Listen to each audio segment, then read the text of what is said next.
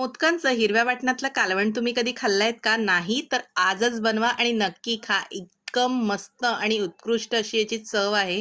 तर चला, सर्वप्रथम मोदक साफ करून घेतलेले आहेत. स्वच्छ 2 पाण्यात धुवून घ्यायचे. त्यानंतर हिरवं वाटण करायचं. त्यासाठी कोथिंबीर, सुकं खोबरं भाजलेलं, 5-6 हिरव्या मिरच्या आणि थोडंसं आलं लसूण मी ठेचून घेतलेलं आहे. तुम्ही डायरेक्ट सुद्धा घेऊ शकता. त्यानंतर कढईमध्ये 2 चमचे तेल गरम करायचं. त्यामध्ये अर्धा चमचा हळद आणि पाव चमचा लाल तिखट घातलेलं आहे फक्त कलरसाठी. त्यानंतर आपण जे हिरवं वाटण केलं होतं ते घालायचं आणि तेल सुटेपर्यंत परतून घ्यायचं. त्यानंतर यामध्ये गरम पाणी घालायचं, मीठ घालायचं. पाण्याला छान उकळी आली की यामध्ये आपण जे साफ केलेले मासे आहेत ते घालायचे आणि 2-4 कोकमाच्या पाकळ्या घालायच्या आणि मस्त 10 मिनिटं आपलं कालवण शिजवून घ्यायचं.